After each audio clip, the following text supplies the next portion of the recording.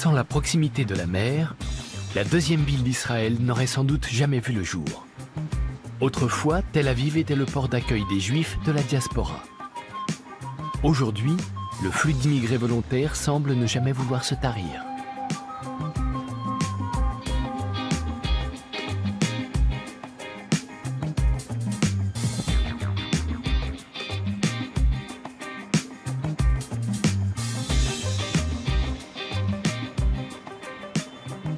Jérusalem prie, Haïfa travaille et Tel Aviv danse, dit-on en Israël.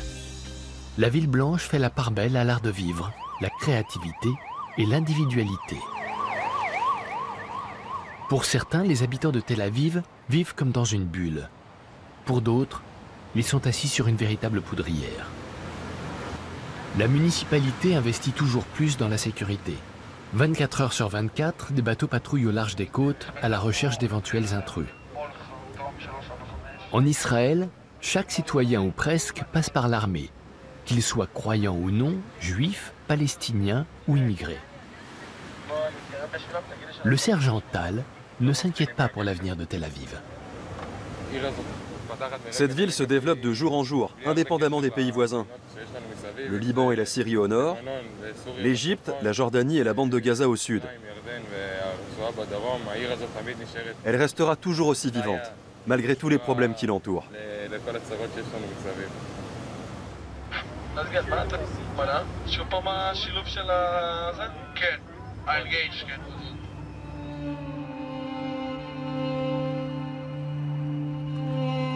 Le soleil se lève sur l'une des nombreuses plages de Tel Aviv. Sharon Knafo et son ami Smir accomplissent leurs ablutions rituelles. Le corps de Sharon est marqué de nombreuses cicatrices. En 2002, un kamikaze s'est fait exploser près de lui à Jérusalem.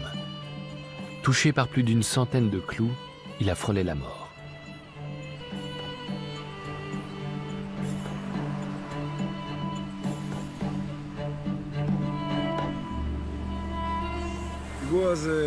L'attentat m'a ouvert les yeux sur la vie. J'ai tout à coup compris qu'il n'était pas important de chercher à atteindre quelque chose, mais juste d'être, de prendre la vie comme elle vient, ici et maintenant, sans avoir d'autres ambitions dans l'existence. L'essentiel pour moi à ce moment-là était de sortir de l'hôpital, de vivre.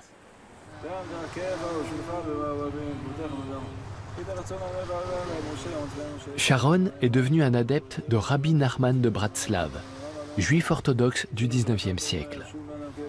Il a enseigné à ses disciples comment échapper au quotidien grâce à la prière et comment trouver le bonheur en s'éloignant du monde. Sharon n'éprouve aucune colère lorsqu'il repense à l'attentat. Les souffrances, les problèmes liés aux attentats et au terrorisme, tout cela nous incite en fin de compte à mieux apprécier la vie, l'endroit où nous vivons. Et au lieu de fuir, cela nous pousse à retourner à nos racines, la terre d'Israël.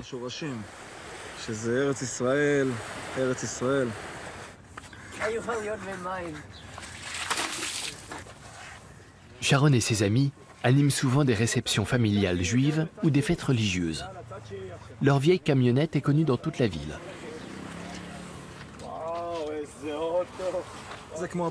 Cette voiture, c'est comme mon foyer.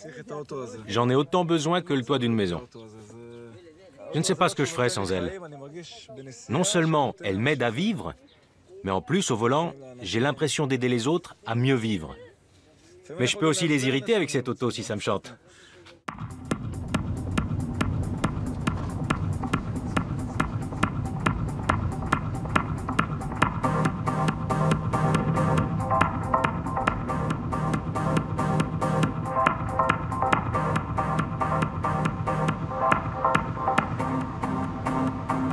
Pour Sharon et ses amis, Tel Aviv est une scène à ciel ouvert. Lorsqu'il y a des bouchons ou qu'un feu passe au rouge, ils donnent volontiers une mini-représentation spontanée. Si je réussis à consoler un malheureux, c'est déjà beaucoup. C'est comme une ambulance qui file toute sirène hurlante. ça dérange. Mais le but est de sauver des vies.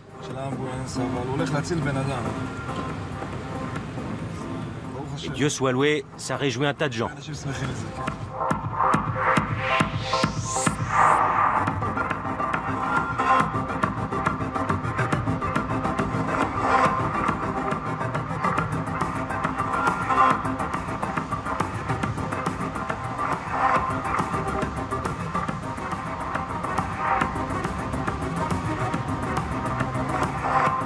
Le modèle de Sharon, Rabbi Nachman, prêchait la simplicité dans la foi.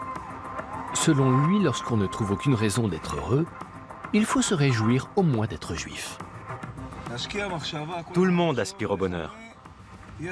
Être malheureux signifie qu'on s'écarte du droit chemin. Au lieu de se faire sans cesse du souci sur comment gagner sa vie ou s'inquiéter de ce que pensent les autres, il vaut mieux cultiver la joie. Toujours. Trouver refuge dans la joie. C'est ça, vivre. Sans la joie, il n'y a pas de vie.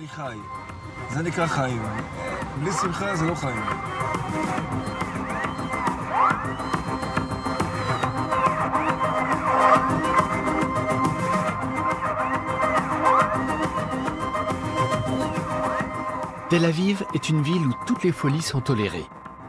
L'humour y est omniprésent.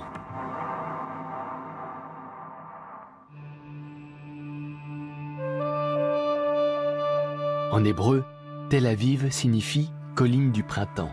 La ville s'est construite sur le sable. Au moyen de coquillages trouvés sur la plage, les familles ont tiré au sort les parcelles sur lesquelles les premières maisons ont été bâties. C'était en 1909. La ville a poussé comme un champignon. Les persécutions nazies, le danger du stalinisme et les attaques dans les pays arabes ont fait de Tel Aviv un refuge pour les juifs de nombreuses nationalités. Tout en vivant dans une grande proximité, les différents groupes ont cependant tendance à rester entre eux. En Israël, l'âge moyen est de 29 ans. La concurrence et la compétitivité font rage.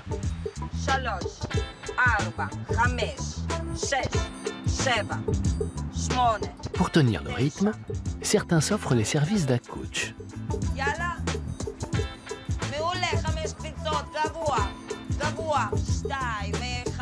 Maria Pomerantz gagne sa vie en torturant ses clients. Il y a ceux qui veulent maigrir, mais aussi des jeunes qui désirent être en forme avant de partir pour l'armée.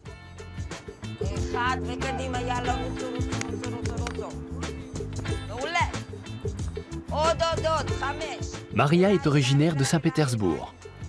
Comme beaucoup de juifs russes, elle est venue s'établir en Israël après l'effondrement de l'Union soviétique au début des années 90.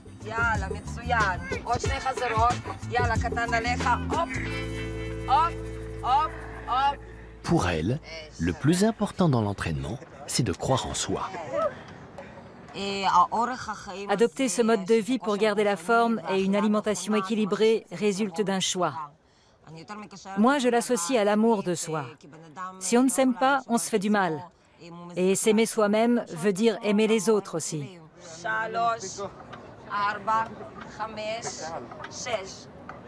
Lorsqu'elle fait travailler ses clients, Maria se voit comme un mélange de Vladimir Poutine et Staline.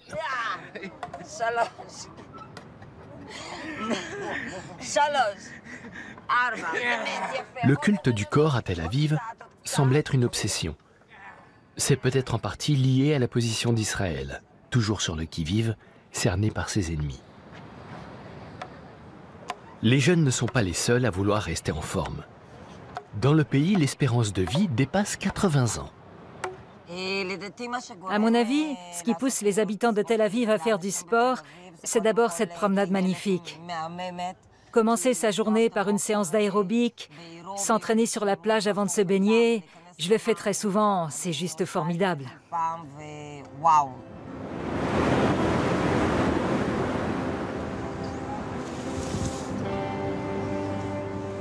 À Saint-Pétersbourg, Maria n'a pas eu une enfance facile.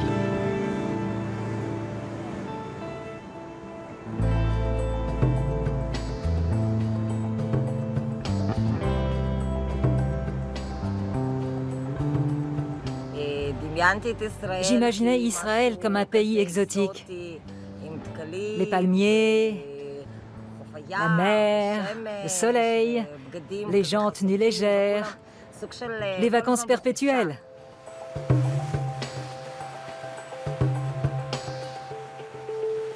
Mais la réalité s'avérera bien différente.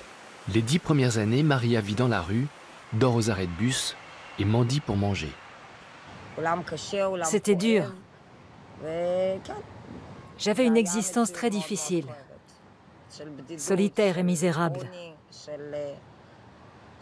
Parfois, je passais une semaine sans rien manger.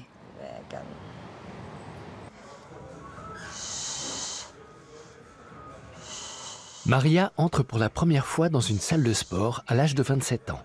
Une véritable révélation. Du jour au lendemain, sa vie est bouleversée. Musculation quotidienne, alimentation saine, mais aussi une discipline de fer lui insuffle une nouvelle confiance en elle. Aujourd'hui, les rêves qui l'accompagnaient à son arrivée sont devenus réalité. J'ai monté ma propre affaire. Je suis indépendante. Je suis mon propre maître. Je gagne bien ma vie. Je donne aux autres de l'amour et du réconfort. Je les motive et je leur transmets de l'énergie. Ça remplit ma vie. J'ai un compagnon fabuleux. Il est champion d'Europe de Jiu-Jitsu et champion d'Israël d'arts martiaux mixtes.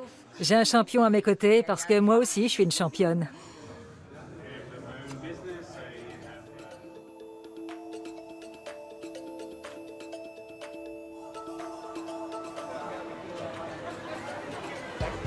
Tel Aviv est le paradis de la gastronomie orientale. Le marché du Carmel est considéré comme le meilleur de la ville, en raison du choix et de la fraîcheur des produits. Nanouche Kashrir a un restaurant, et tous les jours, elle se ravitaille ici avec son barman, Izzy. Qu'est-ce que c'est? C'est pour les kebabs. Ouais, c'est bon. Je cherche l'inspiration. Il m'arrive souvent d'acheter sans savoir ce que je vais faire exactement. À Tel Aviv, les amateurs de bonne chair sont exigeants et en quête de mets toujours plus raffinés. Les chefs cuisiniers sont considérés comme de véritables stars. Wow. Combien? Mais c'est beaucoup trop cher. Pourquoi ça? J'ai de l'argent, mais 700 shekels, c'est énorme. C'est de la drogue ou quoi? On n'a pas fait gaffe.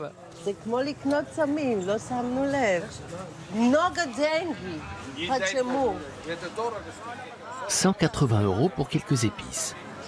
Au marché du Carmel, lorsqu'on a les moyens, on peut trouver les meilleurs produits au monde. Mais cela n'a pas toujours été le cas. Après la fondation d'Israël, de nombreux survivants de la Shoah ont boycotté les produits importés d'Europe. Aujourd'hui, la tendance est à la cuisine végane. Le restaurant géorgien de Nanouchka a longtemps été l'un des plus en vue de la ville, principalement pour ses spécialités carnées. Et puis un jour, tout a changé. Je suis devenue végane parce que j'ai constaté avec quelle cruauté on traitait les animaux.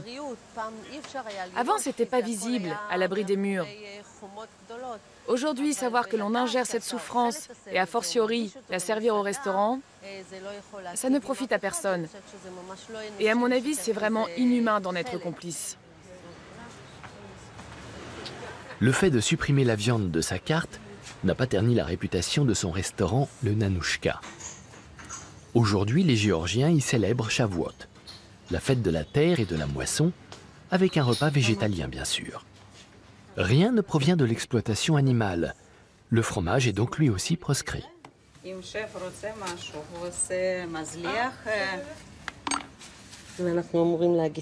Nous remercions la terre pour ce qu'elle nous prodigue. Et pourtant, on avait pris l'habitude d'y servir du fromage lors de cette fête. Je ne sais pas d'où ça vient.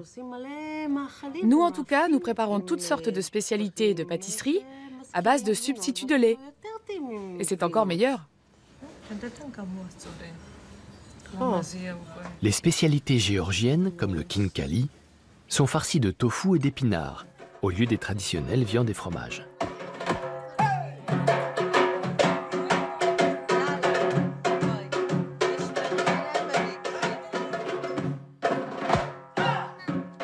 Aucun jour de fête géorgien, fût-il célébré à l'étranger, ne se déroule sans une procession. Dans le quartier de Neve Tzedek, tous les résidents ou presque sont issus de l'immigration et personne ne s'en cache. Sur la colline du printemps, la tolérance et la curiosité sont des valeurs cardinales. Tel Aviv est une ville d'accueil.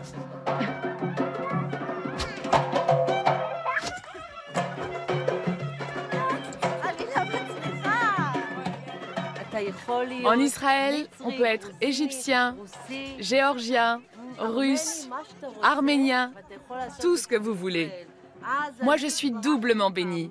Je peux être géorgienne et russe. Des exilés venus du monde entier se mélangent dans ce petit pays. C'est extraordinaire, surtout à Tel Aviv.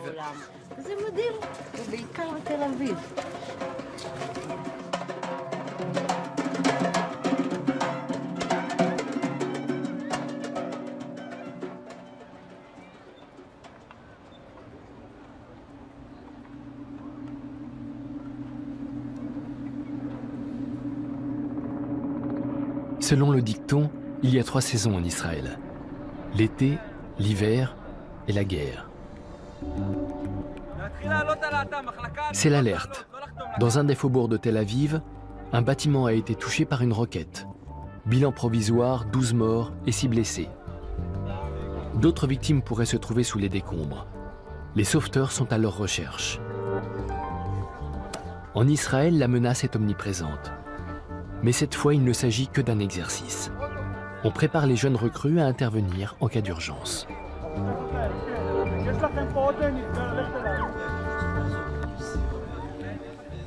Toutes les informations convergent vers le centre de crise.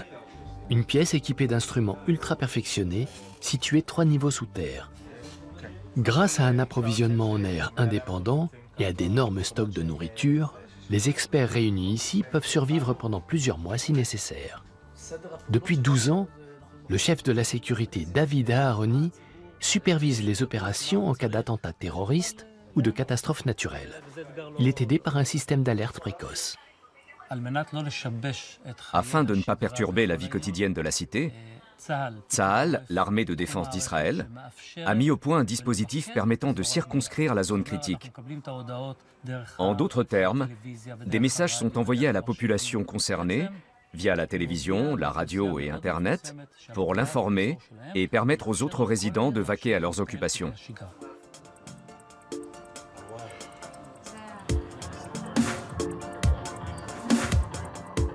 Tous les ans, au mois de juin, Tel Aviv célèbre sa Love Parade. Lors de sa première édition en 1997, les conservateurs de tous bords, juifs, musulmans et chrétiens, ont manifesté leur mécontentement d'une seule et même voix, faire Harissim. 20 ans plus tard, cette parade débridée attire des visiteurs venus du monde entier. Les forces de sécurité sont en état d'alerte. Ce genre de rassemblement est synonyme de risque d'attentat élevé.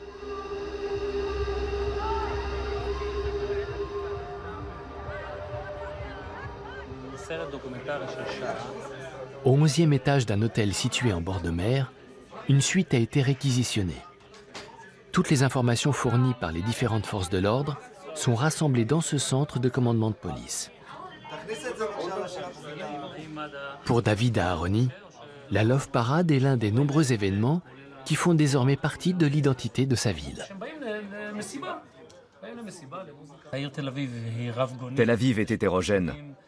Juifs, musulmans, chrétiens, riches, pauvres, religieux et laïcs y cohabitent. Il existe ici une très grande diversité. Nous voulons juste que tout le monde trouve la paix et la tranquillité, que chacun puisse s'exprimer et vivre comme il l'entend.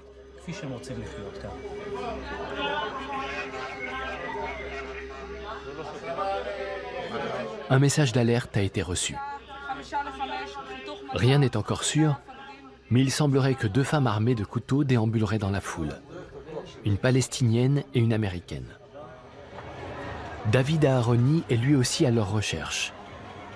Malgré les regards affûtés et les innombrables caméras de sécurité, trouver 2 terroristes présumés dans une telle foule est d'une grande complexité.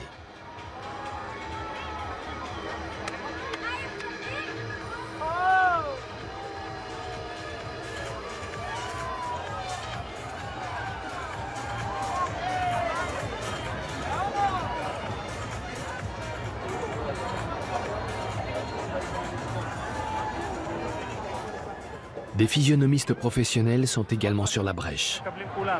L'an dernier, une jeune fille de 17 ans a été poignardée par un juif orthodoxe lors d'une manifestation similaire à Jérusalem.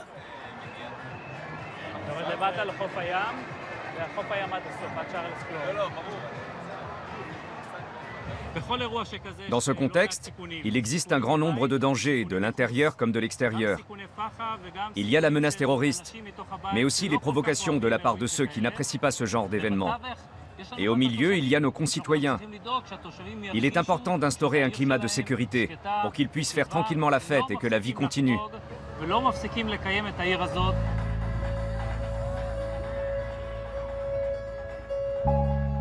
Les deux suspects resteront introuvables.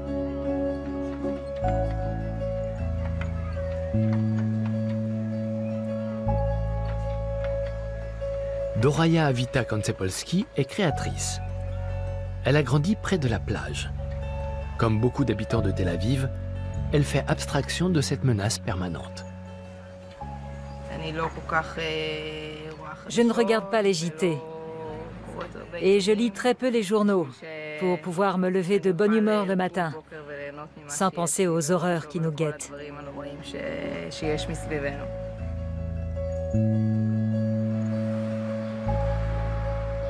Comme beaucoup d'artistes, Doraya a installé son atelier à Jaffa, où les tensions ont toujours été vives entre juifs et arabes. Jaffa est l'un des plus vieux ports du monde. Les plus anciens vestiges découverts remontent à 3500 avant Jésus-Christ.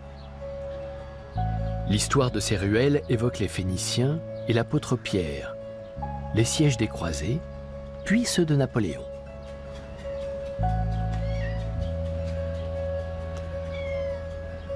Les conflits entre juifs et musulmans restent d'actualité, même si aujourd'hui à Jaffa, l'ambiance est plutôt paisible.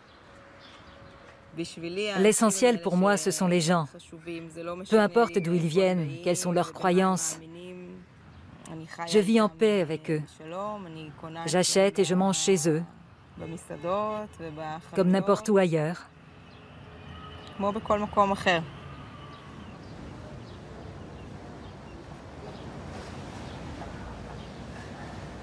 Un jour, Doraya a ressenti le besoin de voir du pays et elle a décidé de partir étudier en Australie.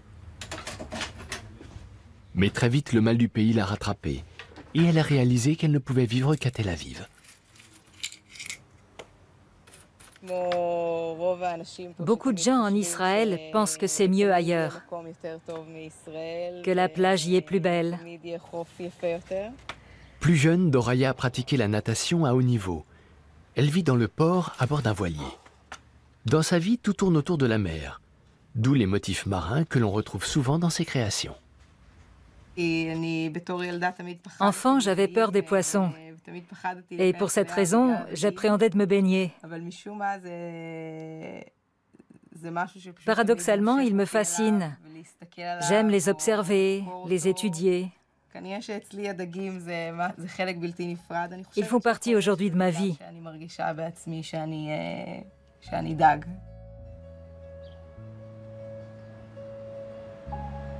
Même si Tel Aviv est issue de Jaffa et que les deux villes n'en font qu'une aujourd'hui, elles sont l'antithèse l'une de l'autre. Jaffa est orientale et traditionnelle. Tel Aviv est jeune, urbaine et dynamique. La ville ne cesse de s'agrandir.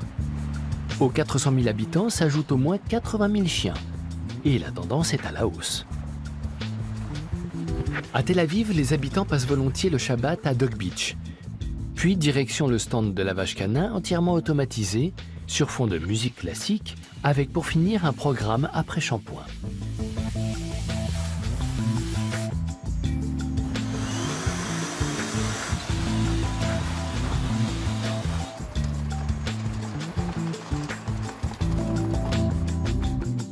Pour les chiens dont les maîtres travaillent, Dog TV diffuse des programmes de divertissement spécialement conçus pour Médor.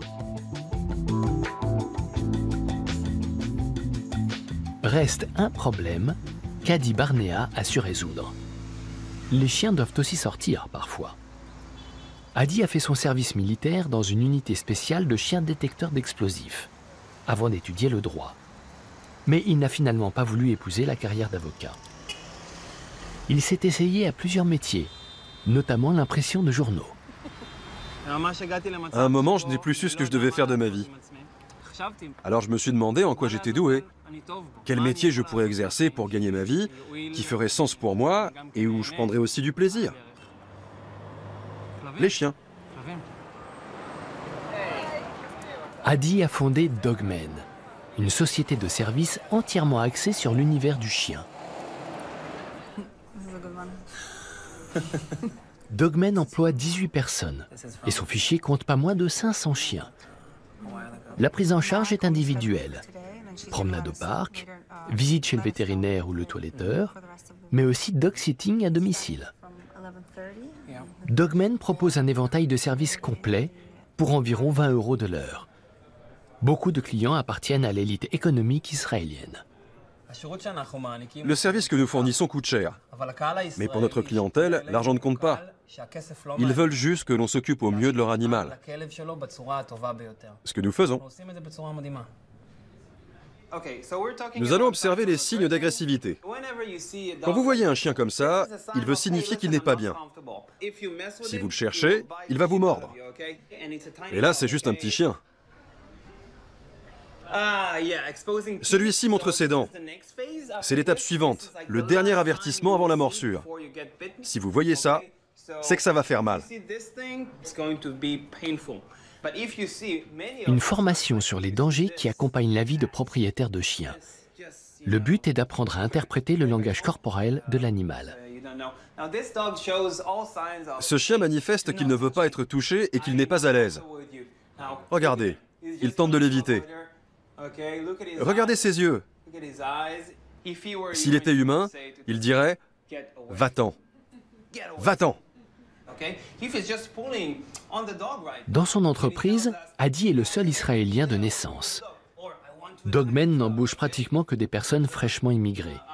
Ne parlant pas encore hébreu, elles ont souvent du mal à trouver du travail. Ce job leur permet de découvrir le pays et la ville à pied.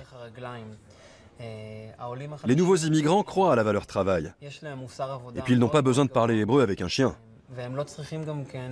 Cet emploi leur convient et à nous aussi. Alors tout le monde est gagnant.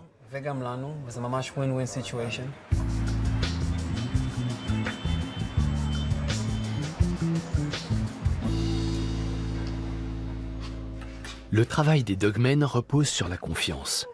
Ils ont accès au logement des propriétaires et sont responsables de leurs compagnons à quatre pattes. Moshiko, un pitbull borgne, avait la réputation d'être agressif et d'être un chien à problème. Mais depuis qu'Eva, récemment débarquée d'Autriche, l'emmène régulièrement au parc, Moshiko est devenu un joyeux compagnon.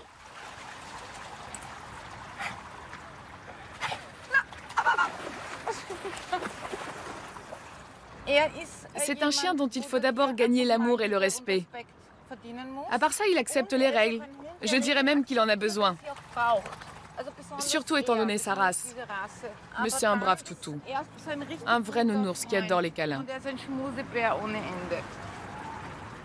Pour prouver que le chien passe réellement un bon moment au parc, les accompagnateurs envoient à chaque sortie une photo au maître et Adi en reçoit une copie.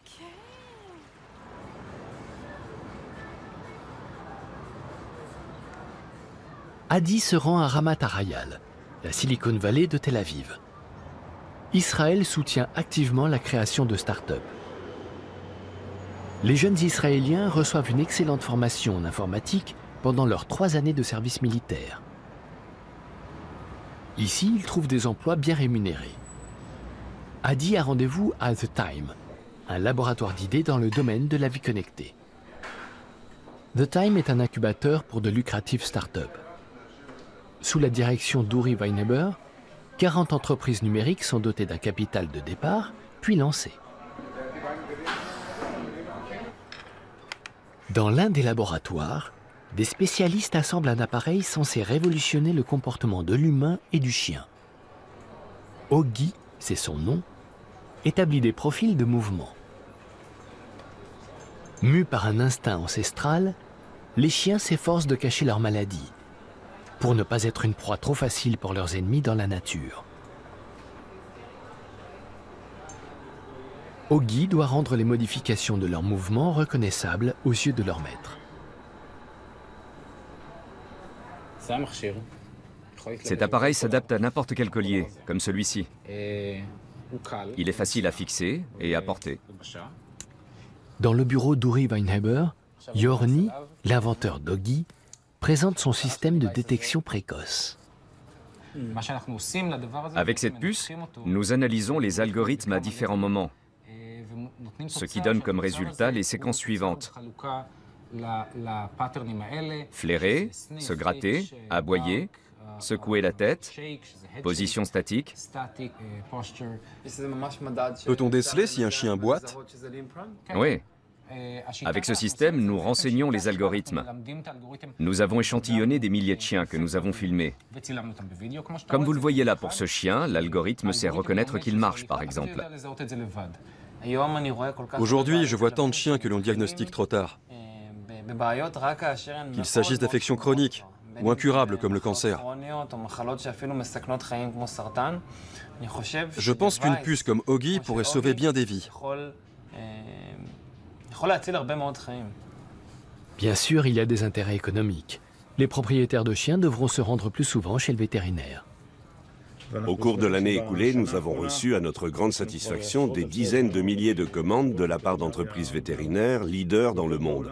Et je pense que d'ici quelques mois, ce produit sera commercialisé sur le marché européen. Le paysage urbain de Tel Aviv est un mélange de différents styles architecturaux, pas toujours très harmonieux, mais bien cachés, se trouvent aussi de véritables perles. Dans les années 1930, des architectes du Bauhaus ayant fui l'Allemagne nazie ont bâti ici 4000 édifices d'une sobre élégance. Plus ou moins bien entretenus, ils appartiennent aujourd'hui au patrimoine culturel mondial de l'UNESCO. La place Dizengoff a longtemps été considérée comme le cœur de la ville blanche. 6 boulevards convergent à ce carrefour, orné en son centre d'une fontaine, avec des endroits ombragés où s'asseoir. Dans les années 1970, contre l'avis de nombreux citoyens, un tunnel est aménagé pour réduire les embouteillages et la place est surélevée de plusieurs mètres. Pour l'architecte Yael Moria, ce concept a fait son temps. C'était la mode à l'époque. On séparait les véhicules des piétons pour que les voitures puissent rouler plus vite et pour garantir la sécurité des piétons. D'où cette séparation.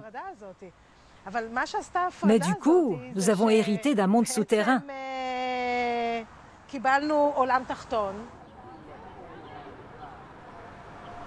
La place doit se refaire une beauté et redevenir un lieu emblématique de Tel Aviv.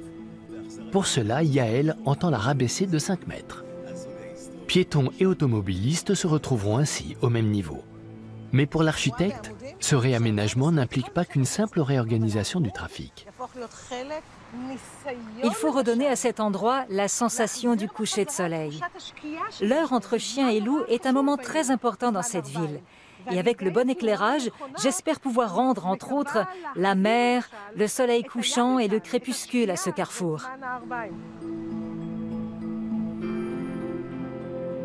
Yael veut que les habitants de la ville aient l'impression de vivre ensemble dans un même salon.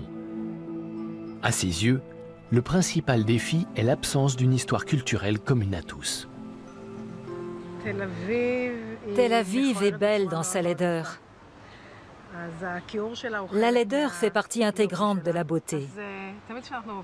Lors des réunions avec la direction départementale de l'équipement, nous nous inspirons pour chaque projet de Paris, Bruxelles, Londres. Je n'ai pas le sentiment que nous ayons une identité claire. Mais c'est précisément cette absence d'identité qui caractérise Tel Aviv.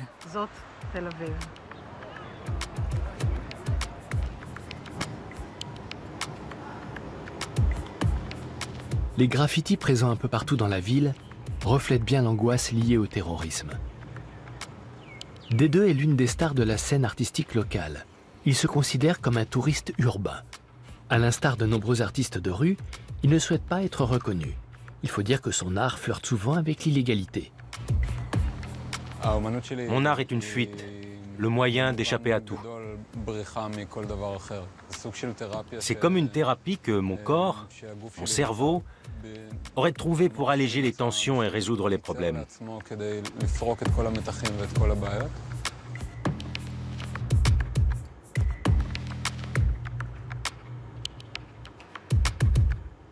D2 a un surnom, Band-Aid, le pansement. On retrouve sa marque de fabrique un peu partout dans la ville.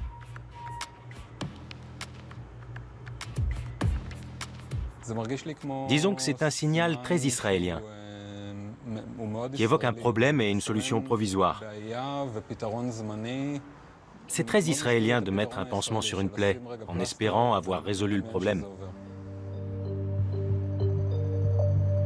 Les sujets choisis par D2 renvoient à l'identité et au détachement, à la solitude et à la fuite. Depuis peu, ses œuvres sont exposées dans le monde entier. La municipalité de Tel Aviv lui passe même des commandes. Dans son studio du quartier de la Florentine, il travaille sur un nouveau tableau pour sa série d'animaux faits de bois. Ils servent de moyen de locomotion pour se transporter ailleurs. Et parfois, on peut voir à travers les animaux et les oiseaux, au-delà des lamelles de bois, des bâtiments et des cités entières. Un peu comme une ville ambulante capable de se déplacer en volant. Dans la même thématique, on retrouve deux béliers. Ils symbolisent le conflit entre Israéliens et Arabes. Cette œuvre, l'artiste l'a intitulée « La Terre promise ».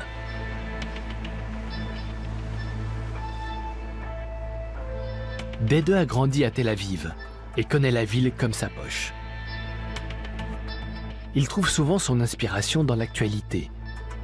Sur le Dolphinarium, par exemple, une discothèque détruite lors d'un attentat suicide en 2001, il a peint la gueule dévorante de la terreur. Sel, vent et pluie ont terni les couleurs. Cette œuvre date de l'année dernière, mais on dirait qu'elle a 10 ans. Son caractère éphémère correspond à la fragilité de la vie.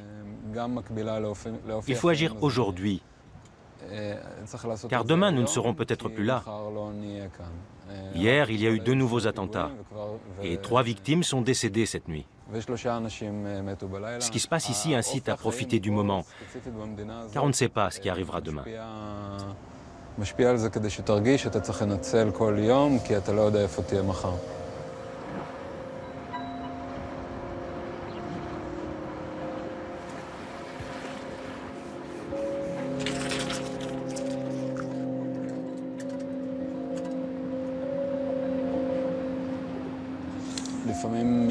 Parfois, quelqu'un m'interpelle, mais je ne remarque rien. Je suis quelque part, là-haut, absorbé par mon travail.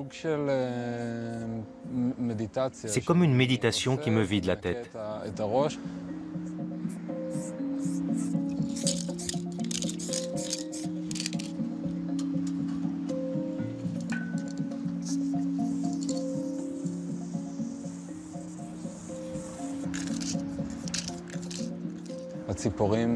Ces oiseaux symbolisent la liberté. Ils peuvent à tout moment se retrouver ailleurs, s'envoler, migrer. Ils peuvent être un jour au sud, un jour au nord, un jour dans un autre pays. Sur le plan conceptuel en tout cas.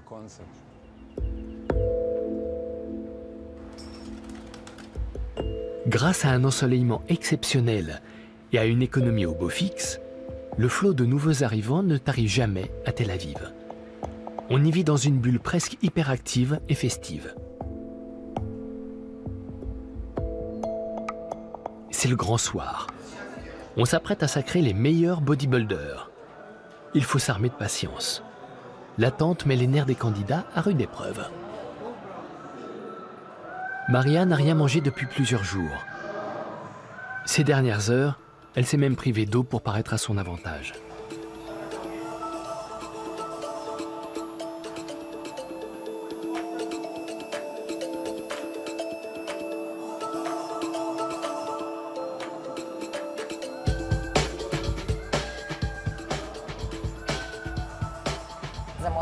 C'est super stressant de s'exhiber sur scène vêtu d'un minuscule bikini devant un public qui va me juger sur mon physique. Mais cette année, je sens que je vais gagner.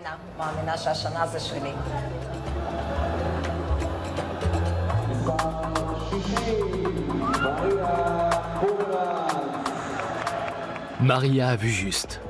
Elle est sacrée grande championne.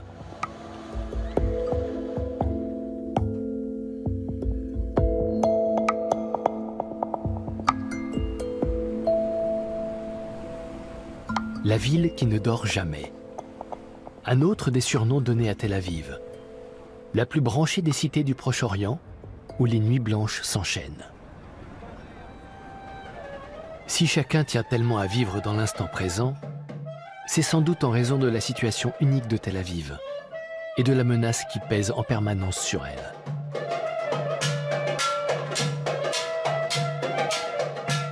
Le restaurant géorgien Nanouchka finit invariablement ses soirées en dansant sur les tables.